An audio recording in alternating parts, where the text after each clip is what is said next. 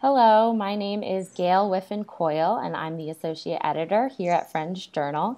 And today I'm speaking with Emma Hohenstein, who is an author in our May issue on Friends and Other Faiths. And her article is called In the Manner of Morocco, Celebrating Eid as a Quaker. Thank you for joining me today, Emma. Thanks for having me. This is great. So Emma is a photographer and a writer who splits her time currently between West Philadelphia and Baltimore. And today she's joining us from Baltimore. So I want to jump into your article.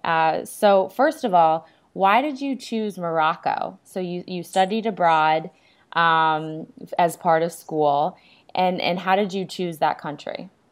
It was sort of just coincidental. I was interested in doing a journalism program, and the only option was the program in Morocco. That was the only one the study abroad program we were matched with offered.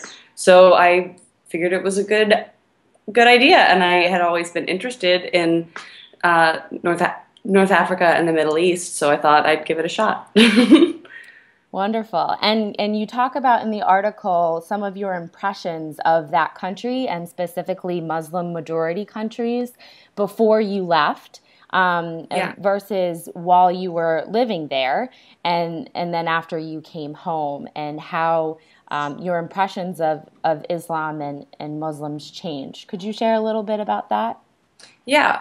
To be honest, before I had gone to Morocco, I hadn't thought about Islam very much. It wasn't something I spent a lot of time thinking about. But my impressions were very much formed by, the media of my childhood and even my young adulthood, of a sort of otherness of the Middle East and of Islam. And it is a sort of different religion for people to deal with. It is a little confusing, and so it is a little scary and sort of separate. Um, but when I got there, obviously it was all completely different. I was living and practicing Islam essentially, because of my host family and their practices and their habits, and it was really informative and really um, beautiful and accepting the way that they taught me about all of their traditions and their behaviors and habits. Yeah, Uh, it sounds like you really jumped in there and you were very open to learning their tradition. So while you were there, you celebrated Eid, and this is a huge holiday for Muslims. Could you explain what Eid is and what it means to yeah, those who celebrate it? it's kind of like New Year's, is the comparison we were given when we were there. It's a really big holiday. It's the holiday when Muslims from all over the world will go on Hajj, which is like the pilgrimage back to Mecca. Um, so all throughout, Eid is, I think, technically 3 days, but the first day is the most important, is the day with all the sacrifice and the family gatherings um, and with the Hajj. Um, and it's, I mean, like it has its religious connotations, but socially it's also just a really big important holiday. It's like, it's like Christmas. Yeah, and so a part of that holiday, they sacrifice, most families, all families, they sacrifice one to two rams, or male Yeah, sheep. so it's expected in the Quran, that you sacrifice a sheep, but it's also understood people who can't afford a sheep won't, but pretty much everyone sacrifices a sheep. Um, and then like the same way that there's like turkey drives for homeless people, they take sheeps to like community organizations that can't afford them and sacrifice sheep for them. So everyone sacrifices a sheep. Some families will sacrifice many, but it's usually one. We had two. Okay, and you write about it in your article. All of a sudden, two sheep are living right at your house with your host family, and then you talk about the days leading up to. They're going to sacrifice these two rams, um, and it sounded like your program director had told people in the program, you don't have to watch it. You don't have to watch the sacrifice.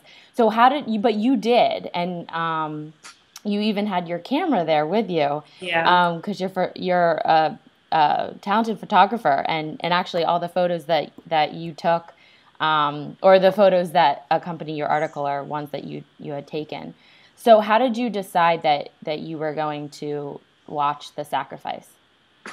Um, I think I always sort of felt like I would, but the day of, we were on the patio and preparing everything, and I realized how religiously important and impactful this moment was for my family. And I felt like to ignore it would be to ignore um, their values and ignore like what they held dear. And all I really wanted to do was experience, their world and experience Islam through their eyes. And part of that was participating. And it was really scary, and it uh, was not something that I don't think I ever could have prepared for it. But I'm also really grateful that I did it, because I really feel a deeper personal connection and spiritual connection with at least the practices of during Eid. I feel a real symbiosis. Yeah, that's very cool. And so how long had you been living with your host family, um, before Eid came around? How long I had you been there? I think maybe a month at most. Okay, so you were a little, in the swing of things, but still probably learning a lot at that point. Yeah. Yeah. The interesting thing about study abroad is, I don't know, maybe it was specific to Morocco, but I didn't really feel like I got the swing of the country until I was about to leave. Okay. But yeah, we had sort of been established and more comfortable by the time that Eid came around. Okay. And so one thing I was wondering when I was reading your article was if you were able to have any conversations with your host family about your religion, and how you grew up. You grew up under the care of, Frankfurt Monthly Meeting outside in Philadelphia. And I was wondering if I know that there's the language barrier, um, and so that might have made it more difficult to have a more open conversation.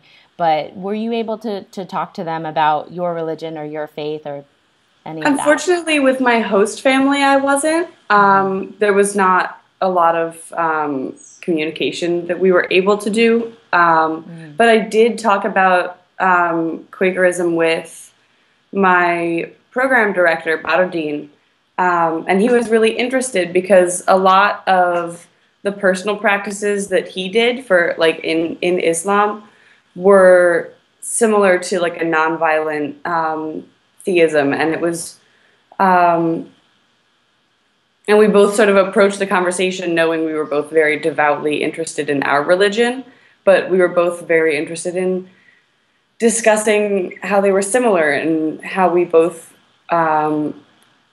practiced a faith that kept us regulated and kept us whole. And it was a really great moment where we sort of compared, our Christian religion and their and Islam, and saw how similar they were and where we overlapped. And it was really nice. Yeah, that's very cool.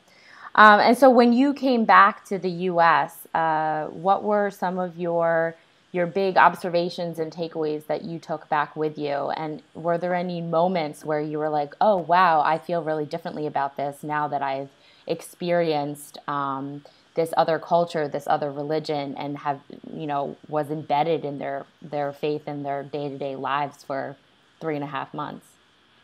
Yeah, I know since coming back, I've become very sensitive to the representation of Islam and or of Islamic countries. While I was in Morocco, I was watching Transformers, I think, with my host family, and there's a part where they go to the Middle East, and I was so upset about it.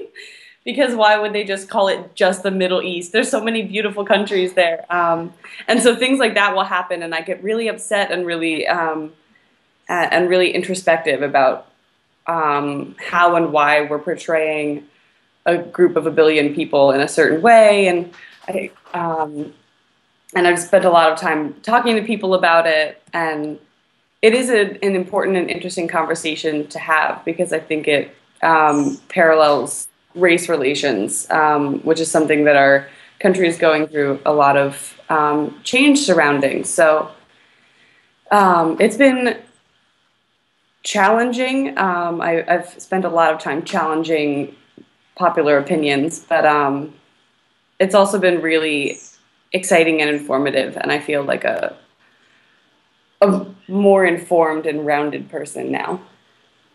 Great. And that also touches on in your article just the generalization of Islam. People just have this generalized opinion about it. And like you said, it's a religion followed by a billion people. So it's very, tricky to generalize about that many people. Like there's like with many things, there's a spectrum. And it's not always what you think it is.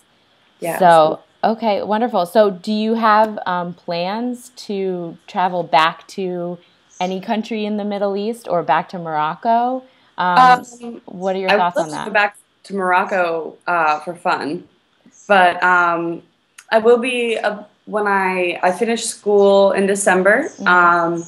and I'll be applying to the Fulbright to go to Jordan for a year to study LGBT organization in Jordan.